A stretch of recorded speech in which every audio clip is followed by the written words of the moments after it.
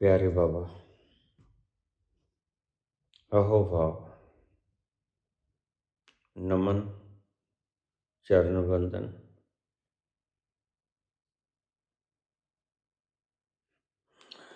यथा पिंडे तथा ब्रह्मंडे।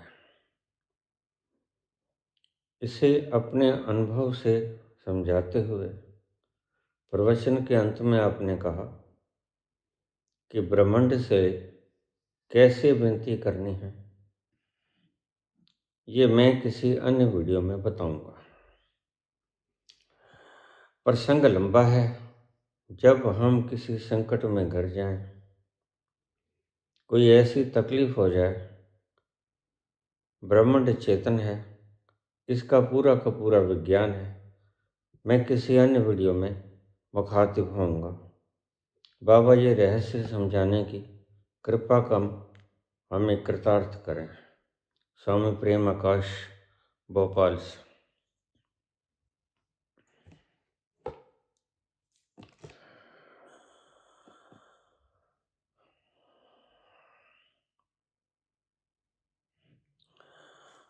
अहंकारी व्यक्ति समाज, देश, विश्व के लिए ही कलंक नहीं होता, वर्ण स्वयं के लिए भी कलंक होता है।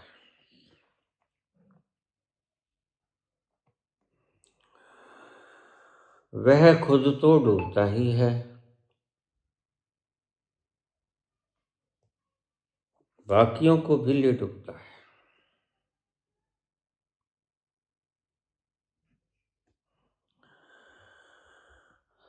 अहंकारी व्यक्ति, अहंकारी यानी इल्यूजन से ग्रस्त,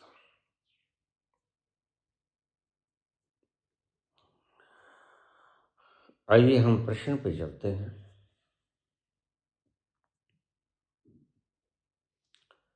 यथा पिंडे तथा ब्रह्मांड। यह सारा यूनिवर्स इंटरमिंगल्ड है, आपस में घुसा हुआ है, एक जंजीर की तरह। और इसकी एक जंजीर की कड़ी दूसरे के साथ जुड़ी हुई है। यह अनंत विस्तार है।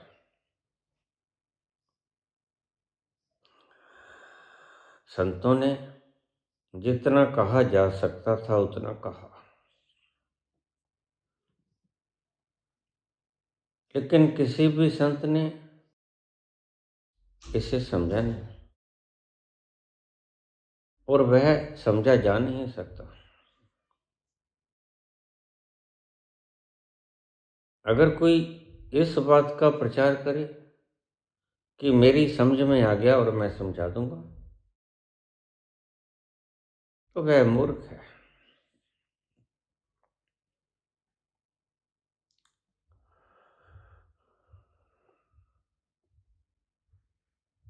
क्योंकि अहंकारी व्यक्ति अपने अहंकार में बहुत बड़े बड़े दावे कर देता है।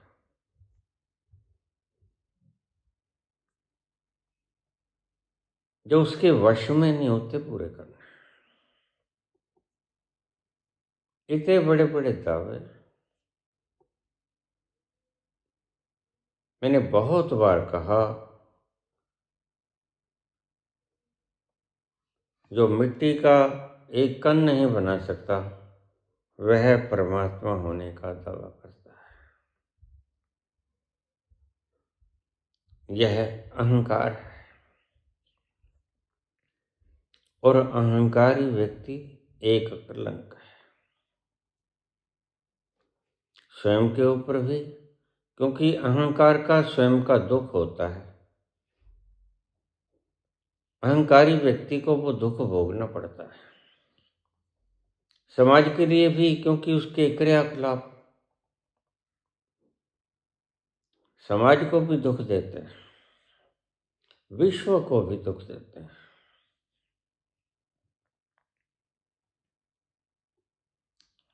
जब तुम संकटों से घिर जाओ,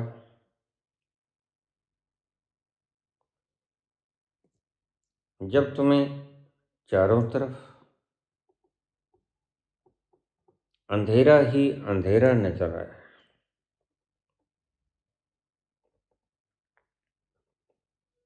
तो उस ब्रह्मांड के आगे फरियाद करना, हम सभी उसके बाल बच्चे हैं, वह हम सबका पिता है।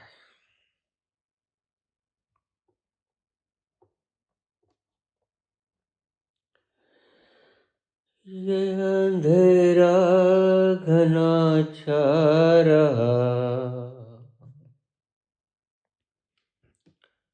तेरा इंसान घबरा रहा। ये अंधेरा घना छा रहा, तेरा इंसान घबरा रहा।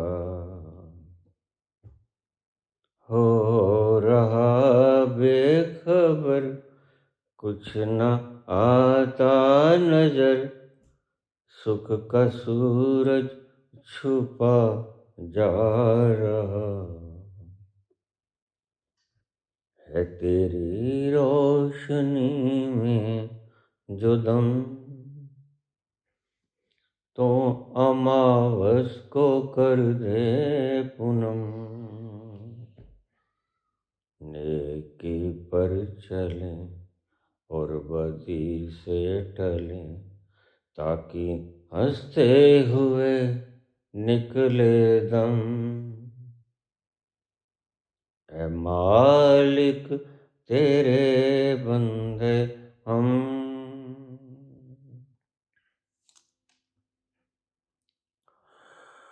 प्रत्येक इंसान के दो तल होते हैं। एक तल में वह शूद्र होता है, दूसरे तल पे वह ब्रह्मांड होता है।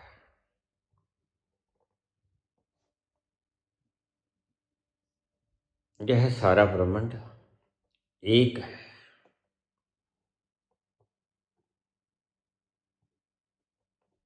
जब शुद्धता में आता है तो वह स्वार्थी हो जाता है। यह विराटता में आता है तो वह बांटने वाला हो जाता है, दाता।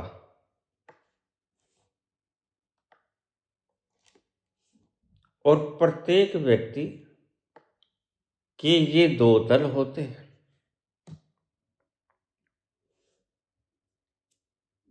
शूद्र के तल पर आकर वह कमजोर होता है,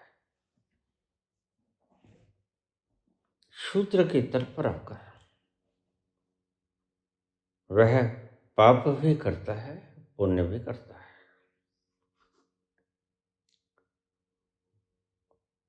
और विराट के तल पर जाकर वह असीम हो जाता है,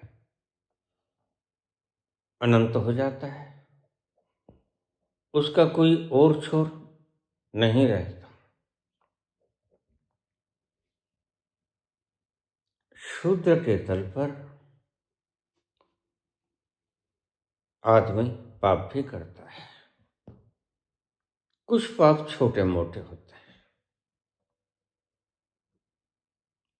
कुछ पाप जाने अनजाने होते हैं, कुछ पाप जानबूझ कर किए जाते हैं, बहुत बड़े होते हैं।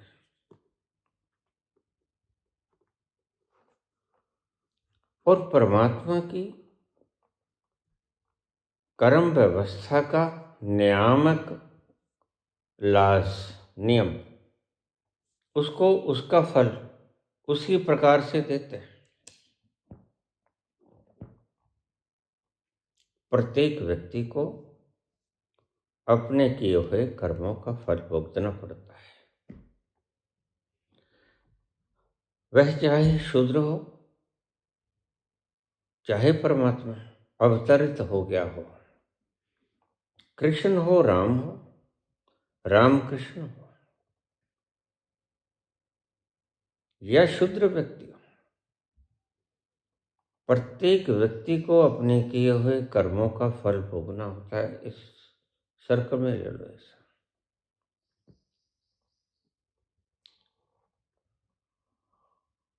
और परमात्मा ने यह है जो इंस्ट्रूमेंट दिया है, इससे बहुत सी गलतियां भी होती हैं। यह खोपड़ी कई बार फैसले गलत ले लेती है, जो मानवता के लिए भी गलत होते हैं और मनुष्य के लिए भी गलत होते हैं। मानवता और मनुष्यता में कोई फर्क नहीं है। मनुष्यता की चेन ही मानवता कहलाती है। मनुष्य मनुष्य मनुष्य की लंबी कतार मानवता में तब्दील हो जाती है।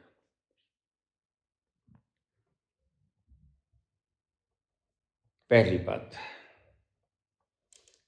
हर कर्म का फल निश्चित है, उसका फल आता है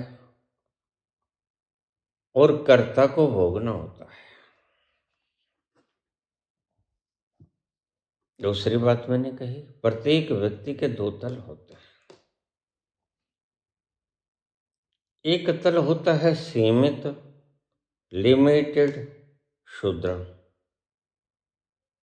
दूसरा तल होता है विराट, असीम, कोई पार वार नहीं उसका।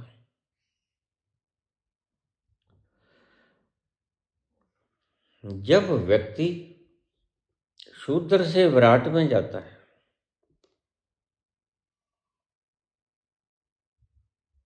तो वह भगवान हो जाता है।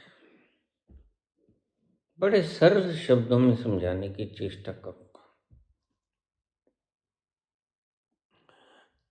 केते आखें आखण पा, केते कह उठ उठ जा। कितने लोग आए, उन्होंने कहने की चेष्टा की और उन्होंने कहा भी, और कह कह के वो चले भी गए, लेकिन उस परमात्मा का पारवार इस शूद्र बुद्धि में समाता है। तुम ये मत कहा करो, मुझे समझ नहीं आया, क्योंकि उसकी बात समझ में आती ही नहीं।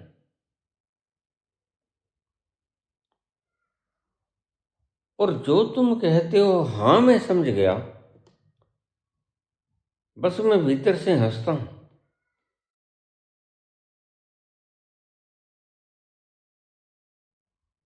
कि इसकी खोपड़ी समझ गई, वर्ण वह तो समझ में आता नहीं। अगर गागर कहे कि हाँ मैं समझ गई, समुद्र मेरे में कैसे समा सकता है, तो सागर हंसेगा। और यह आखिरी सवाल है सागर के लिए, हंसने योग्य। अगर गागर कहे मैं समझ गई, कैसे सागर मेरे भीतर समाएगा, तो सागर हंसेगा। हंसने के सिवा और कोई चारा भी नहीं।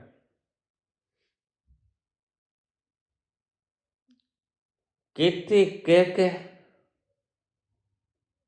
उठ जा, केते आखें आखण पा, केते कह उठ उठ जा। हमारे से पहले भी बहुत लोग आए और हम आज नहीं कल चले जाएंगे, उसके बाद भी लोग आएंगे। यह सिलसिला चलता ही रहेगा। आते रहेंगे, जाते रहेंगे, निहित स्वार्थ हेतु बोलते भी रहेंगे।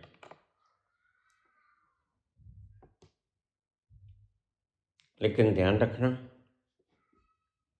निहित स्वार्थों को ध्यान में रखकर आज तक जिसने भी जो बोला और आगे जो भी कोई बोल पाएगा, उसमें से वह कुछ लेके नहीं जाएगा, यहीं छोड़ जाएगा सब कुछ। इसलिए ध्यान रखना, यह मन कहेगा जोड़ लो। पातंजलि, महावीर, बुद्ध जैसे श्रेष्ठतम पुरुष कहेंगे अपरिग्रह, जोड़ो मत,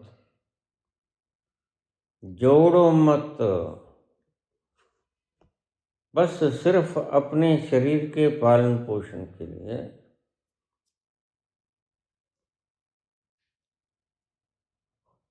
रोग का उपचार करने के लिए, विद्या कमाने के लिए इतना सा कमा लो और यह काफी है। और ध्यान रखना,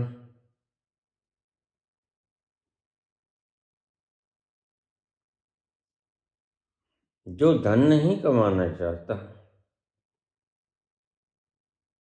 उसके भीतर से परमात्मा को पाने की बरहा की अग्नि जल गई, वह ना भी पड़ेगा तो कोई बात नहीं, लेकिन इसको एक नियम की तरह मत ले लेना। समाज में तुम पिछड़ जाओगे।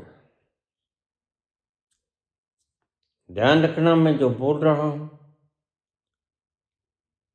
उसको बड़े सेंसिटिव तरीके से समझना। मैं तुम्हें हरी झंडी नहीं दे रहा कि तुम सुस्त हो जाओ, लेजी हो जाओ। यद्यपि मन तो यही चाहता है कि मैं लेटा रहूं, नहीं।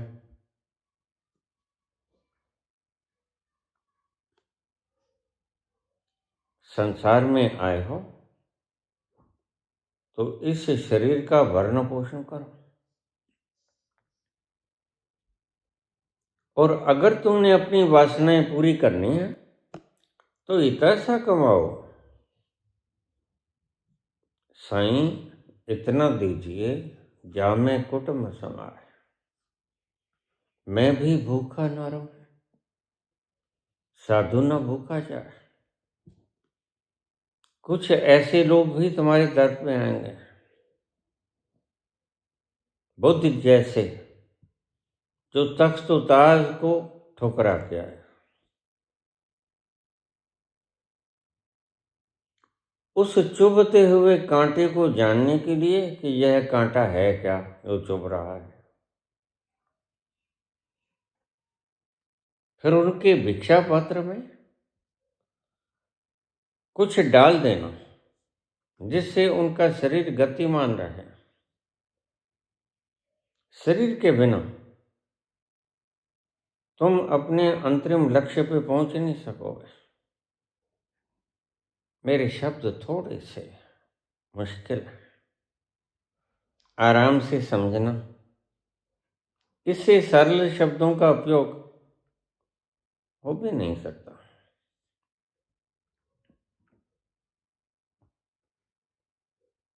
तो कर्तव्य कर्म कर और शेष बचता हुआ वक्त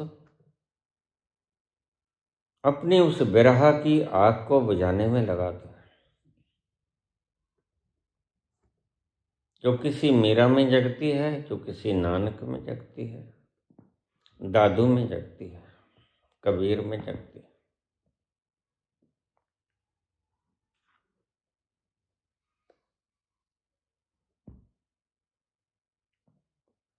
व्यर्थ की बातों में मत उलझ।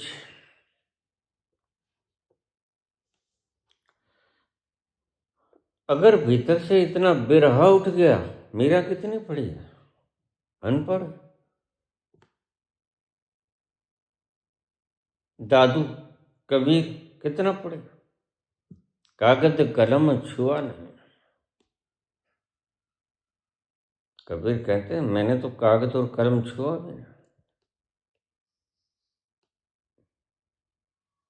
ये खोपड़ी अगर लिटरेट ना हो, इस खोपड़ी में अगर सूचनाएं ना हो,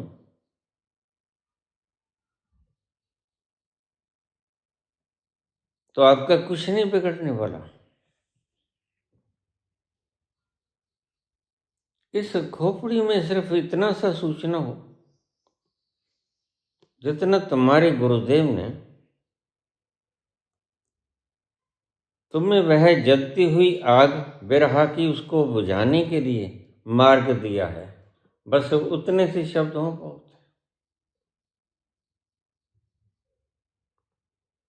वह तो बुझानी ही पड़ती है, अन्यथा तुम जलते रहोगे।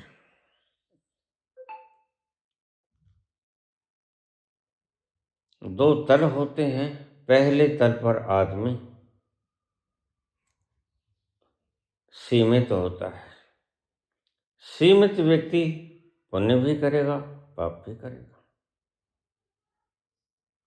निश्चित पुण्य भी और पाप भी अनजाने में करेगा, उसे समझने।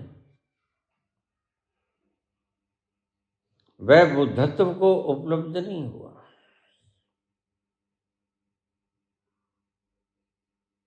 वह अभी जानता नहीं, उससे गलतियां होंगी। Human is to errors. इंसान से गलती होती है, भगवान से गलती नहीं। जो इस तल पर रहेगा वह गलती भी करेगा, इसलिए उन गलतियों का प्रायश्चित मत करना। क्योंकि आदमी जैसे ही काम करता है, परमात्मा की सृजना में एक ऐसा सुपर सेंसिटिव कंप्यूटर तुम्हारे भीतर अचेतन मन में फीड है जो तुम्हारी सभी क्रियाकलापों को स्टोर कर लेता है। वह बीजों की तरह है। फिर बीज उगते हैं, प्रोसेसिंग में आते हैं और एक दिन वृक्ष बन जाते हैं। एक दिन फूल लगते हैं और फिर फल लगते हैं। फल पहले कच्चे और फिर पक्के होते हैं। जब फल पक जाता है तो धरती पर गिर जाता है और वह तुम्हें खाना ही पड़ता है। खट्टा हो, मीठा हो, स्वाद हो, न हो, कड़वा हो, करेले जैसा, नीम जैसा,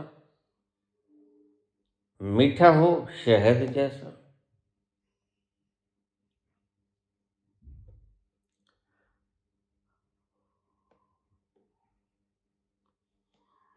प्रत्येक व्यक्ति को कर्म करना ही पड़ता है, क्योंकि यह जो शक्ति पैदा होगी यह तुमसे कुछ न कुछ करवाएगी।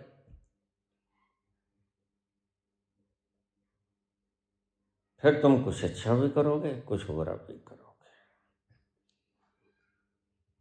यह उस श्रेणी की बात मैं कर रहा हूं जहां तुम सीमित होते हो। और सीमित व्यक्ति अपने ही पापों के जब रिएक्शन बन के आते हैं, प्रतिक्रियाएं आती हैं, तो उलझ जाता है।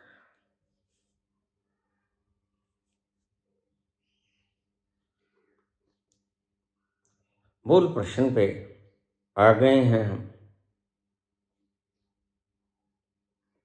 जब गलती इतनी भयंकर हो गई,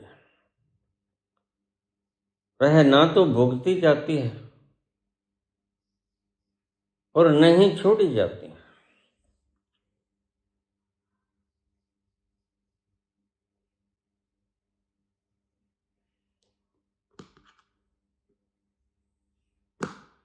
उसे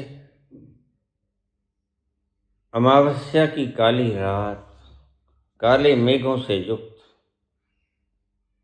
दुखदायी क्षण होते हैं, उनका हल नहीं मिलता था। पूछा है कि उस अवस्था में हम क्या करें। ब्रह्मांड से फरियाद करो। ब्रह्मांड कहाँ है?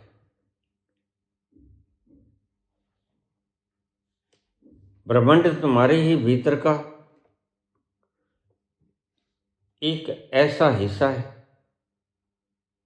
जो उस विराट के साथ कनेक्ट है।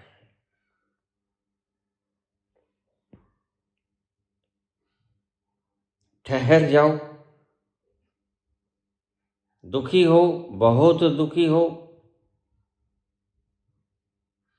इतने दुखी हो जिससे हम कह देते हैं रेयरेस्ट ऑफ द रेयर।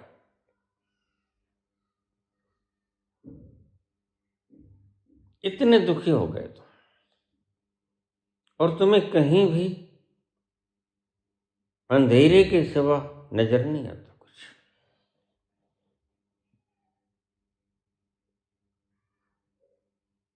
दो ही तरीके।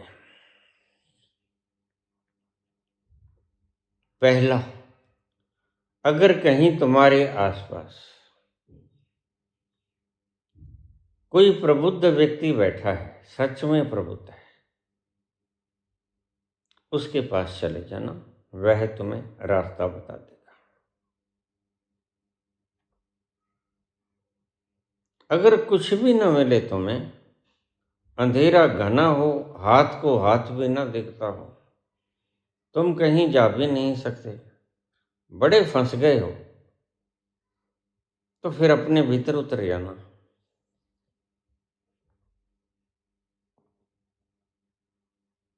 भीतर उतर के तुम फरियाद करना।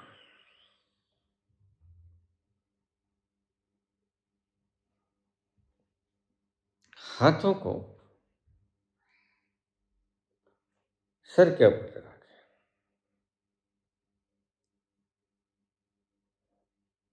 नाक की सीध में,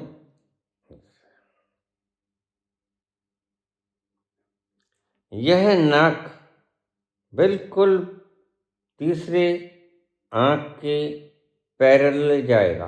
नाक का अगला हिस्सा तीसरी आंख के पैरेलल आएगा,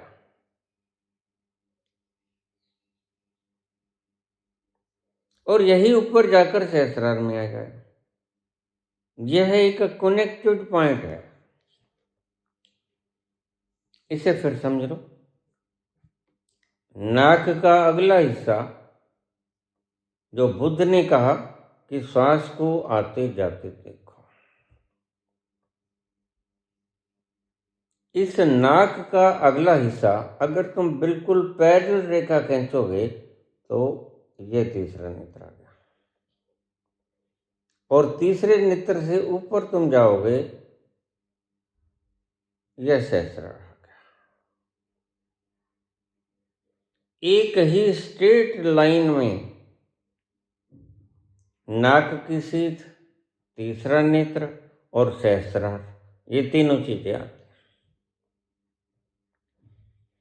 इनका एक कनेक्टेड रेखा भी है। जब तुम इस प्रकार हाथ जोड़ के, मैंने पहले भी बताया था, ऐसे रख लो कि इसके बीच का जो ये गैप है, ये नाक की सीध में आए,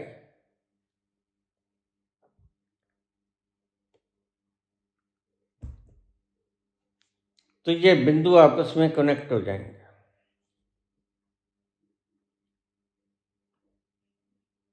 उस वक्त तुम जो भी कुछ अपनी व्यथा है वो कह दो, बोल दो परमात्मा के आगे, मैं घोर संकट में हूं,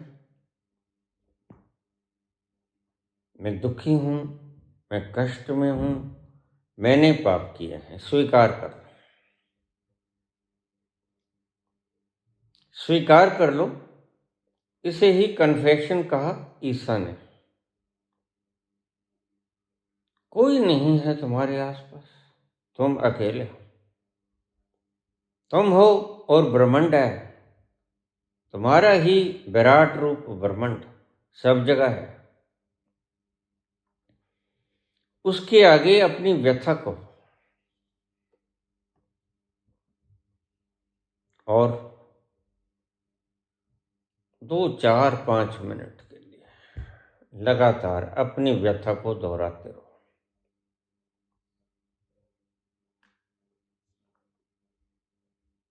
आज एक धर्म चला है बी के,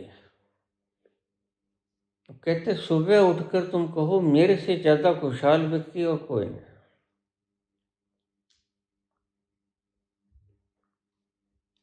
यह एक साइकोलॉजिकल व्यवस्था है। इसके मानने से तुम सुखी कतई नहीं होगे, वरन सदा रहोगे तो दुखी। बस यह उस पॉलिश जैसा है जो हमने गंदली दीवार के ऊपर पेंट कर दिया, लेकिन दीवार भीतर से काली है, गंदी है।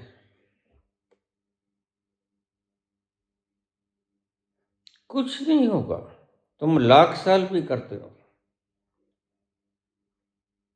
ऐसे ही लोग निहित स्वार्थों के अधीन होकर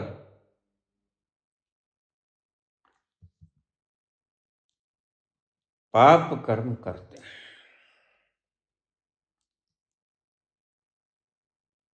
केते मूर्ख मल पख खा, ये है, ये गंदा खाना खाते हैं।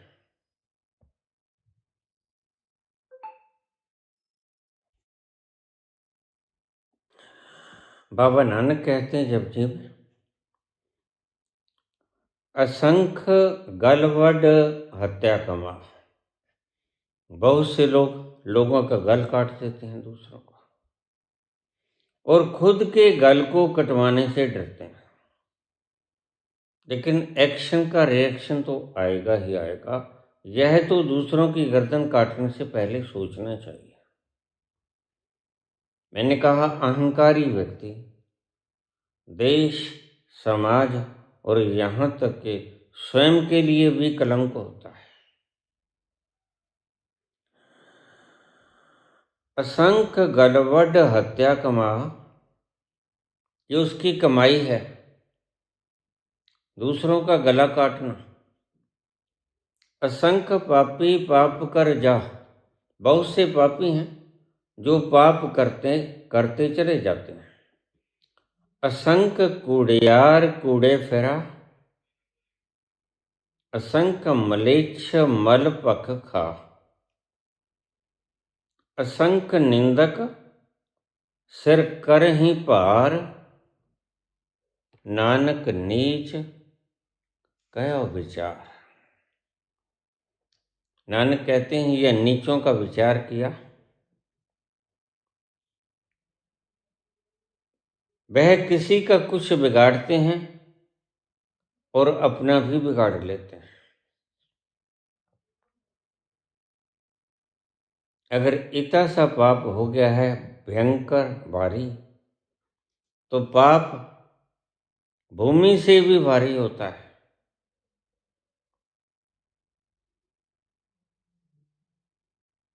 क्रोध अग्नि से तेज है, पाप भूमि से भारी।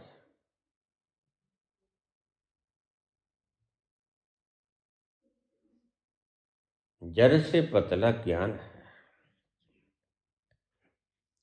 कलंक काजल से कार्य। ऐसे व्यक्ति कलंक होते हैं, मैंने कहा वह काजल से भी ज्यादा काले होते हैं। तो जब कभी ऐसा मरहला आ जाए, तुम घर जाओ चारों तरफ, तुम्हें कोई मार्ग ना दिखे, कोई एक रोशनाई रेज ना दिखे, कोई चारों तरफ अंधकार अंधकार। अमावस्या की रात में ऊपर से काले घने मेघ, तो तुम उस परम पिता परमात्मा से प्रार्थना करना, हे सच्चे पातशाह, हे परम पिता परमात्मा, मेरे से ये गुनाह मैंने किया है,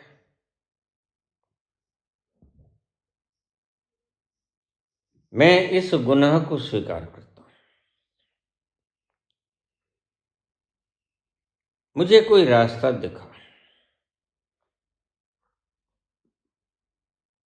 मैं कैसे निकलूं इस व्याधि से, यही फरियाद अर्जुन ने कृष्ण से की थी। कार्पण्य दोषोपहत स्वभाव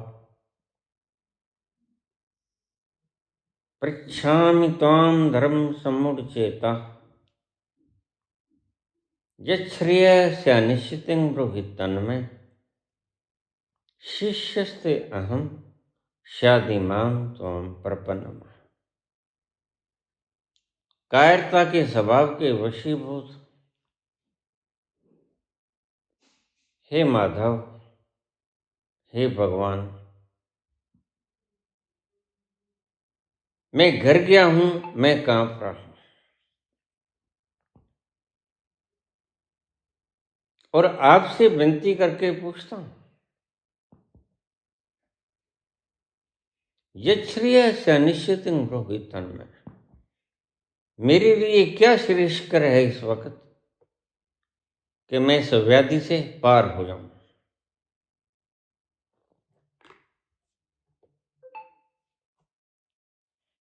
ऐसे ही तुमने ऐसे विकट परिस्थिति में 5-4 मिनट के लिए प्रार्थना करना है।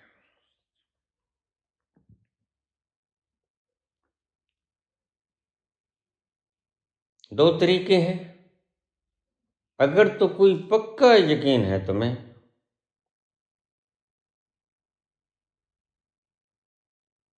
कि यह उस तल पर पहुंचा हुआ प्रबुद्ध व्यक्ति है, एनलाइटेंड पर्सन, तो उसके आगे अपना दुख कहना। पुरातन काल में राजा राज्य करते थे और राजा से गलतियां होनी है, स्वाभाविक है। लेकिन जब इतना घर जाते थे कि उनका भार सहा नहीं जाता था, क्योंकि पाप भूमि से भारी होता है। भूमि देख लो कितनी भारी है। तो फिर वह निकल पड़ते अपने गुरुदेव के पास, जो दूर, कितने किलोमीटर दूर निर्जन वन में अकेला बैठा है अपनी झोपड़ी में।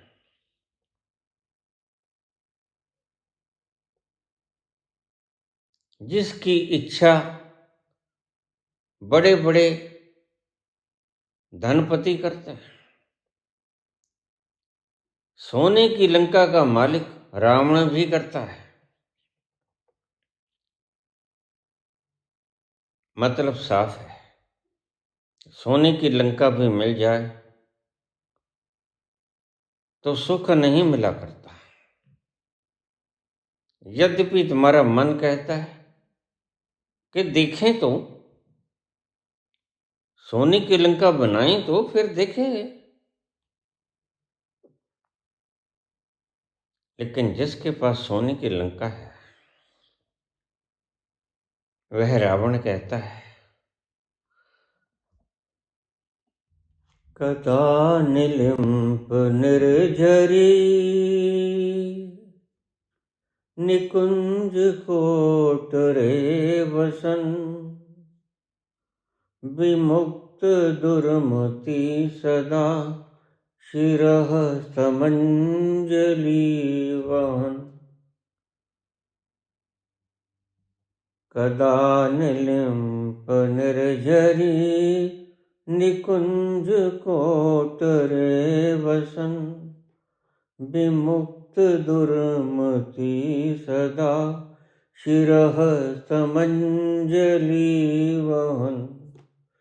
विलोल लोल लोचनो ललाम बाल लगन का, विलोल लोल लोचनो ललाम बाल लगन कह, शिवेति मंत्र मुच्चरण कदा सुखी वहाम्य। हे प्रभु, गंगा के किनारे छोटी सी कुटिया के भीतर बैठा हुआ मैं कब सिर के ऊपर, जो मैंने बताया आपको, शिरः समंजलि वाहन, सिर के ऊपर अंजलि बांधकर तुमसे फरियाद करूंगा। बिलोल लोल लोचनों, आंखों से मेरे झरझर आंसू बहते होंगे। ललाम भाल लगन कहा, शिवेति मंत्र मुच्चरण, शिव शिव इसे पुकार करता हुआ कदा सुखी वहां में हम, मैं कब सुखी होऊंगा, मतलब साफ है। रावण सोने की लंका का मालिक, पवन उसको पंखा झूलती है, मृत्यु उसके पांव में है, कहीं से कोई खतरा नहीं। त्रिलोकी का मालिक, त्रिभुवन का मालिक किसके लिए रो रहा है? सुख के लिए रो रहा है। शिवेति मंत्र मुच्चरण कदा सुखी वहाम्यहम्। हे प्रभु, मैं कब सुखी होऊंगा? एक बहुत बड़ा संदेश राजा रावण तुम्हें देकर गए। सोने की लंका का मालिक भी सुखी नहीं होता।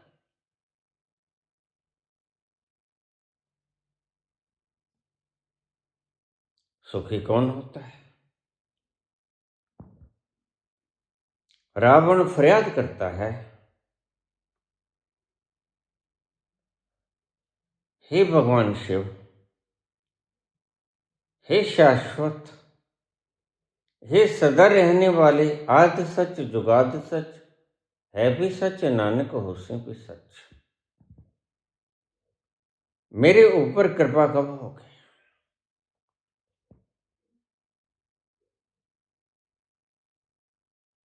मैं तेरे समरण में कब डूबूंगा? कब तू मुझे याद करेगा? कब तेरी यादों में मैं नीर बहाऊंगा? छोटी सी कुटीर में बैठकर आंखों से आंसू बहाता हुआ मैं तेरे समण में मगन हुआ, लीन हुआ, कब सुखी होऊंगा? यही है सुख का काल, जब तुम उसकी याद में आंसू बहाते हो।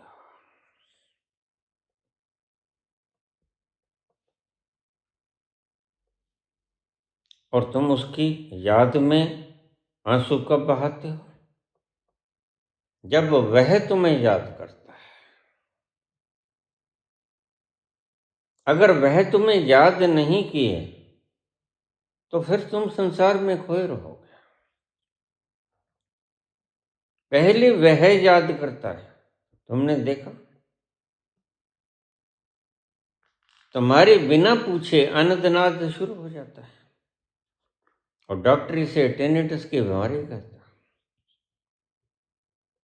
और बहुत से डॉक्टर मेरे पास आ जाते हैं, यह बीमारी तो नहीं है, हम ENT स्पेशलिस्ट, फिर यह क्या है, ये बंद कैसे होगा?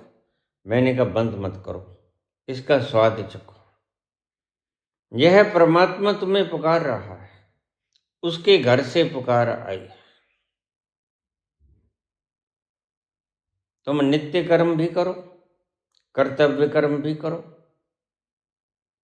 और तुम उसकी याद में भी खो जाओ, क्योंकि उसने तुम्हें पुकारा है।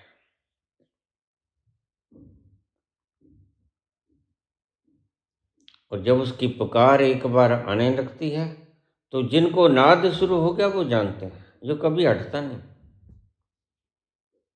2400 घंटे, जैसे संत कहता है, सदा दिवाली सादगी और आठों पहर आनंद।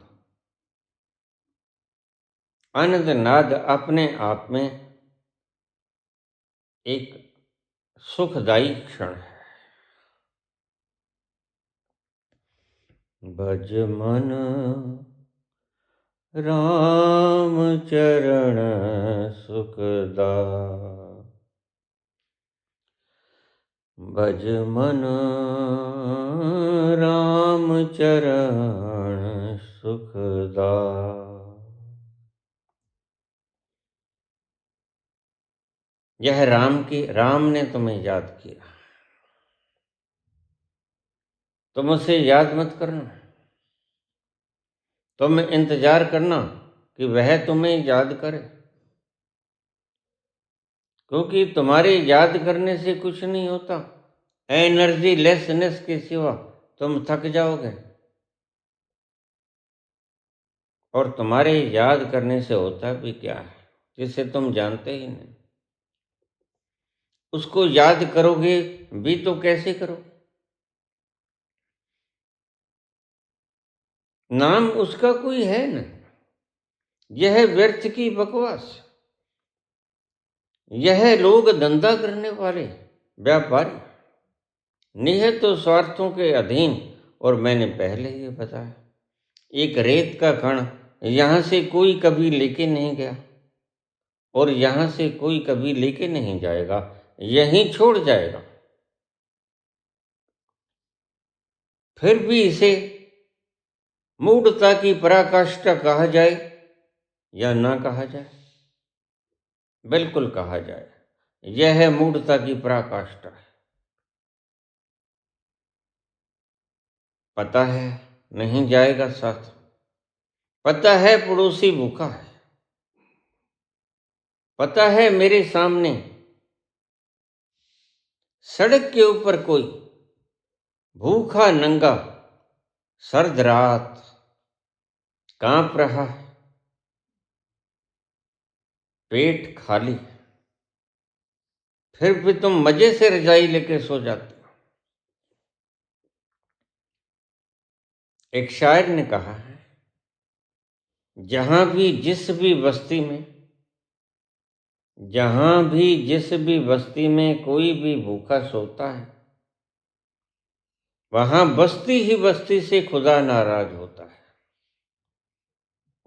बिल्कुल ठीक बात है। जब खरबों खरबों के खजाने लिए हुए आपसी कंपटीशन में उलझते जाएंगे, उस गरीब का क्या होगा जिनका छीनकर इन्होंने एक नंबर होना चाहा है। उनकी संपत्ति तुमने ट्रंकों में कैद कर ली, उनकी संपत्ति में तुमने अपने नाम लिख लिया, उनकी संपत्ति तुमने बैंकों में जमा कर लिया, और वो भूखे मरे जाते हैं क्योंकि वो कमजोर है। वो नंगे हैं, सर्द मौसम में उनके शरीर पे कपड़ा नहीं, और तुम उनका मजाक उड़ाते हो।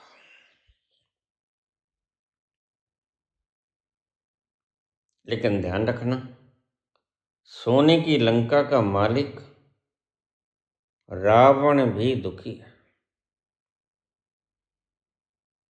तुम दुखी इसलिए हो कि तुमने किसी का हक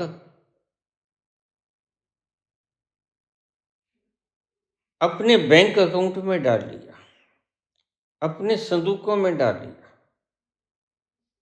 तुमने गरीब व्यक्ति का हक दिया नहीं। इसलिए मैं तुमसे कहता हूं, तुम कहीं भी जा रहे हो, अगर रास्ते में कोई बेकमंगा भूखा मिल जाए और तुम्हारे पास टिफिन में रोटी हो, तो उसे खिला के फिर जाना। और कोई सर्दी में ठिठुरता हुआ व्यक्ति मिल जाए तो अपने शरीर से गर्म चादर उतार के उसे दे देना।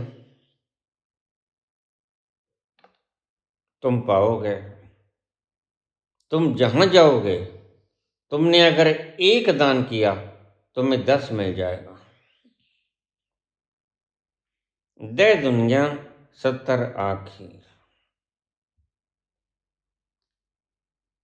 यह एक फार्मूला नहीं है, तुम्हारे मन को बहलाने के लिए इसे प्रैक्टिकल करना। और मैं भी यहां हूं, हजारों व्यक्ति इस फार्मूला को अडॉप्ट करके धन्य हो गए कि बाबा जिंदगी जीते थे मरे मरे, अब जिंदगी जीने का स्वाद आया। और सिर्फ मनुष्य ही नहीं, परमात्मा ने यह जो सृजना की है यह सबके लिए की है। सगले जीव जनता का दाता,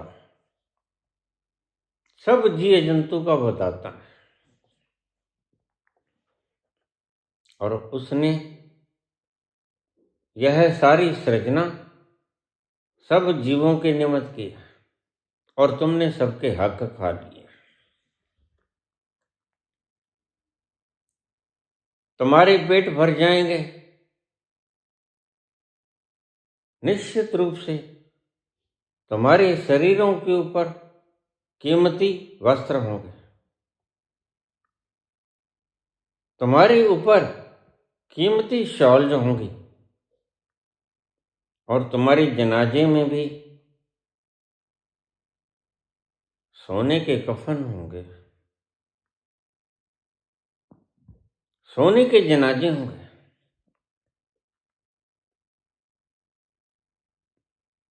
लेकिन उस सोने के जनाजे के भीतर पड़े पड़े भी तुम दुखी होगे।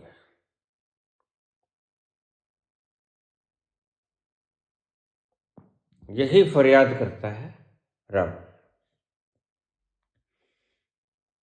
रावण को सब मिल गया और तुम रोज कथा सुनते हो, तुम्हें समझ नहीं आया क्योंकि तुम बुद्धि से सोचते हो। बुद्धि से बांटा भी जा सकता है, बुद्धि से छीना भी जा सकता है। बुद्धि बड़ी गणितज्ञ है, इसके भ्रम में मत आना। जब कोई नेक विचार आए उसे तुरंत कर देना, तुरंत, at the spot, at the moment. और जब कोई बुरा विचार आए उसे पोस्टपोन कर देना, करेंगे, कल करेंगे। तुम पाओगे जिंदगी खुशहाल। अच्छा विचार आए तुरंत क्रियान्वित कर देना, बुरा विचार आए उसे पोस्टपोन कर देना, स्थगित, कल तक के लिए स्थगित। और तुम पाओगे कि जिंदगी में सुकून आ गया।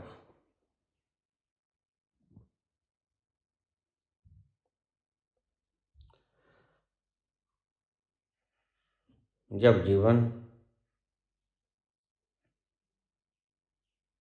आपदाओं से भर जाए, कमियों से भर जाए, दुखों से भर जाए, और ध्यान रखना, एक शब्द लिख लो, जब तक व्यक्ति अपने ही अंतःस्थल में जाकर स्वयं को रिकॉग्नाइज नहीं करता तब तक वह व्यक्ति कुछ भी कर ले सुखी नहीं होगा। जाप कर ले, पाठ कर ले, पूजा कर ले, स्वाध्याय कर ले, दान कर ले, पुण्य कर ले, कुछ भी कर ले, बड़ी गद्दी मिल जाए, बड़ी सूचनाएं मिल जाए, IAS कर लो, IPS कर लो,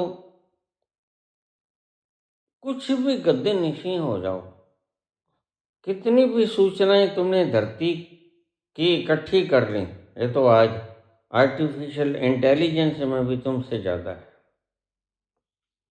लेकिन क्या वो सुखी है? आर्टिफिशियल इंटेलिजेंस सुखी है क्या? नहीं, सिर्फ सूचनाएं। बस तुम इतना से ही होगे।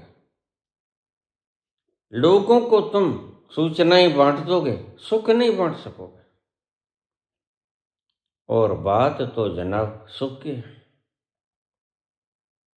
मानस जन्म पाकर भी तुम सुख न ले पाए तो मानस जन्म व्यर्थ गया तुम्हारा, कितने जीवन बेकार चले गए तुम्हारे। बहुत जन्म बीते मेरे माधो, ऐ जन्म तुम्हारे लेख। हर बार तुम कह देते हो, लेकिन फिर उलझ जाते हो। थोड़ा सा सीएम बन के देख लो, थोड़ा सा एमएलए बन के देख लो, एमसी बन के देख लो, पीएम बन के देख लो। इसी चालबाजियों में मन तुम्हें उलझाया जाता है, मिलता मिलता कुछ भी नहीं। तुम इस मन के मारे इसकी चंचलता के संग संग हुए दुख भोगते रहते हो, कभी सुखी नहीं होते। सुख की कामना रावण भी करता है।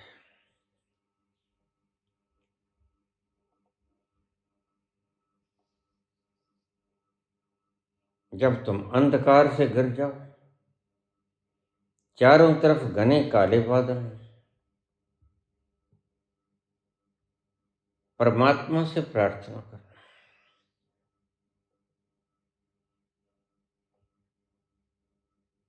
क्या यश्रेयस्यानिश्चितं ब्रूहितं में मुझे मार्गदर्शन कर, जो मेरे लिए शुभ कर है इस वक्त। शिष्यस्ते अहम शादिमां त्वं प्रपन्नम, मैं आपका ही बच्चा हूं, मुझे सही राह सही मार्ग दिखला दो प्रभु। क्षमा मत मांगना, इस संसार में क्षमा होता नहीं।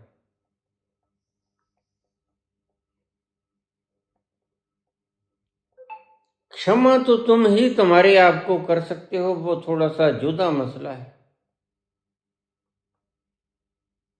उसके लिए फिर पूरा प्रवचन चाहिए।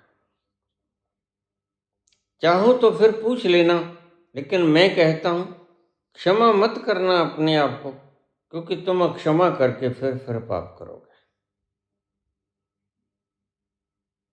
मोक्षदायिनी गंगा में डुबकी मत लगाना, क्योंकि डुबकी लगाने के बाद तुम फिर पाप करोगे, और गंगा तुम्हारे पाप हर नहीं सकेगी। बिना पानी में नहाने से कभी पाप धुलते हैं क्या? कालिख धुल सकती है, मैल धुल सकती है, पाप नहीं धुल सकता। तो क्षमा मत मांगना, रास्ता पूछना। रास्ता संत हो,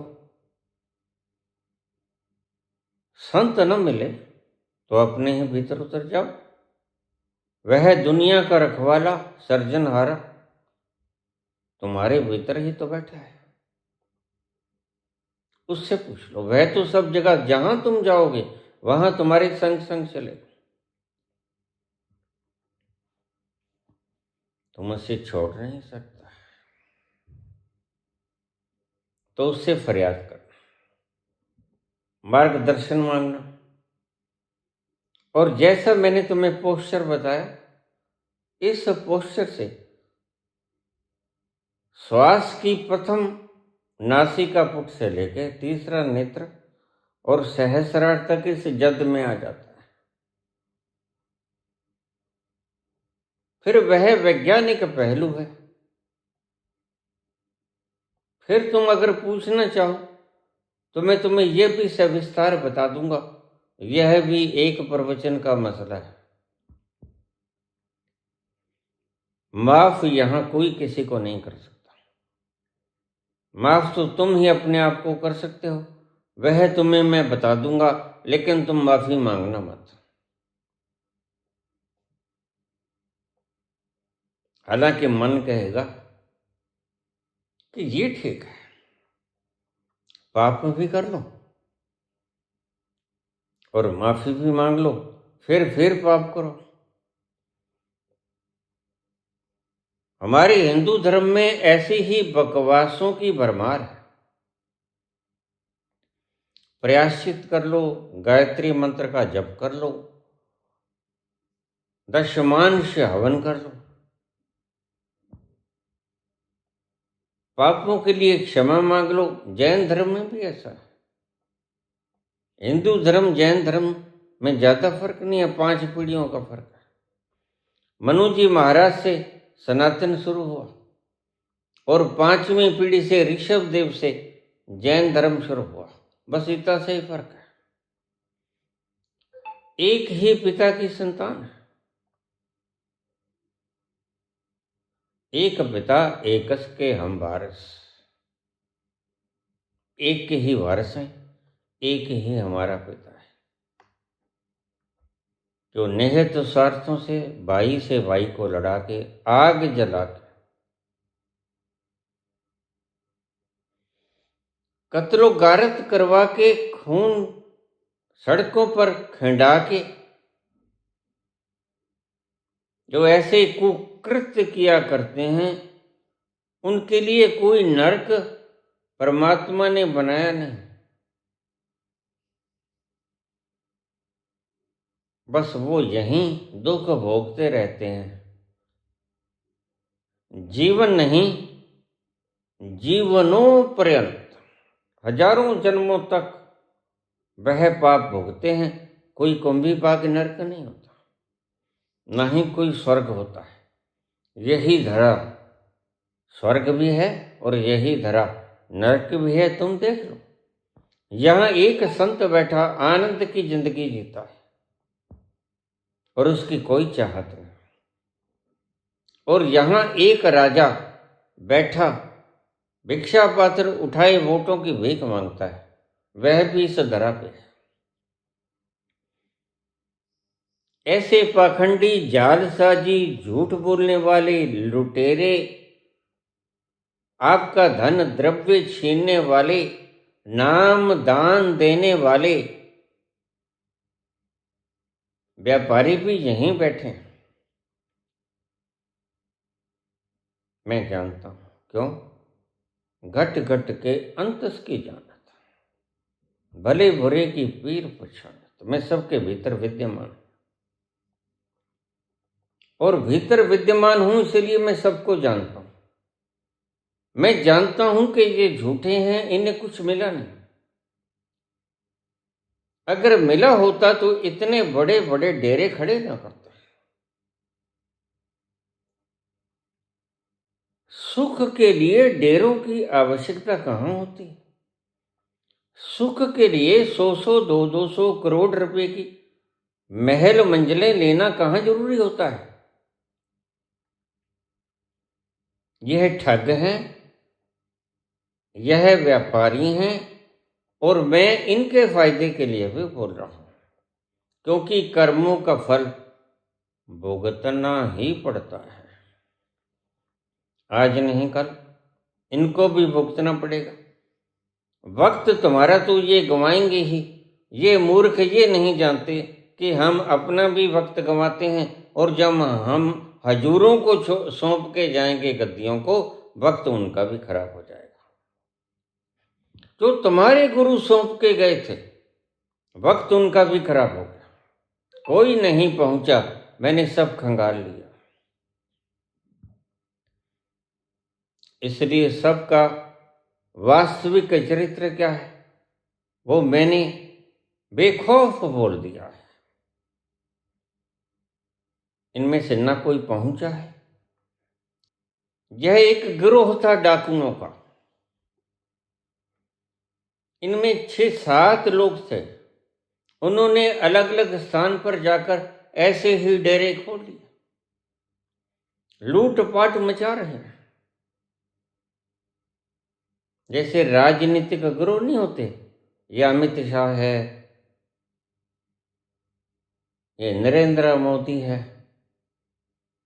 ये किरण रिजिजू है,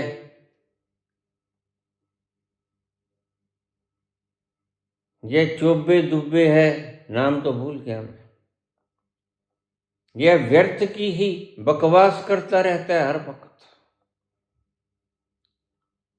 और ये वैश्याएं जो गुणगान करती हैं, ये झूठ बोलते हैं।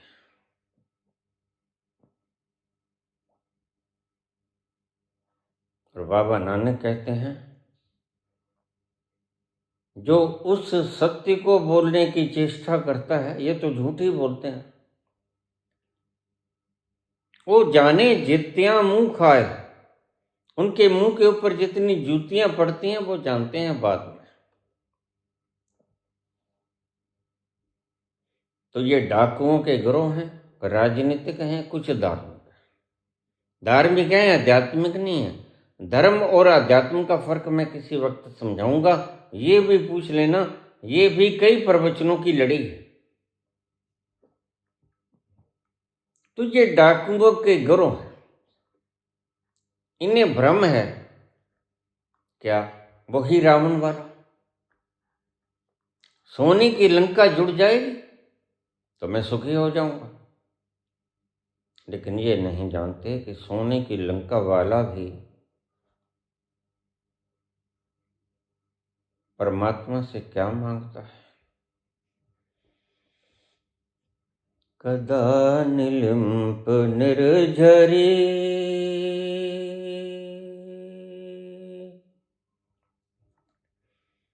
निकुंज कोट रे बसन, विमुक्त दुर्मति सदा शिरः समंजलि वहन, विलोल लोल लोचनो ललाम भाल लगन कह, विलोल लोल लोचनो ललाम भाल लगन कह, शिवेति मंत्र मुच्चरण कदा सुखी वाम्य। गंगा नीर के किनारे बैठा कुटिया के भीतर, हे शिव, हे शाश्वत, मैं तुम्हारी यादों में कब खोऊंगा, मैं कब सुखी होऊंगा। प्रमाण है कि राजा रावण भी सोने की लंका का मालिक सुखी नहीं हो सका। और एक संत है जिसकी कोई आकांक्षा नहीं, कोई वासना नहीं, कोई विचार नहीं, कहीं जाना नहीं, कहीं आना नहीं, कुछ लेना नहीं, कुछ देना नहीं, अपनी मस्ती के आलम में खोया खोया 24 घंटे 8 पहर आनंद में रहता है।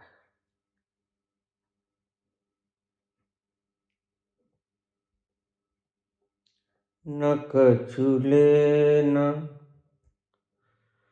न कछु देना,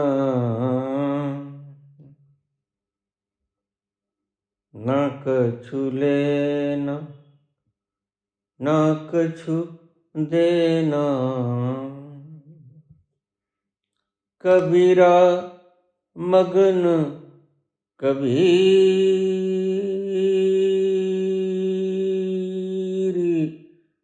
मैं मनड़ो लाग्यो मेरो राम, फकीरी में फकीरी में मनड़ो लाग्यो मेरो राम। जो सुख पाए राम भजन में, जो सुख पायो राम भजन में, सो सुख नाही अमीरी में, अमीरी में मनड़ो लाग्यो मेरो राम, फकीरी में फकीरी में मनड़ो लाग्यो मेरो राम।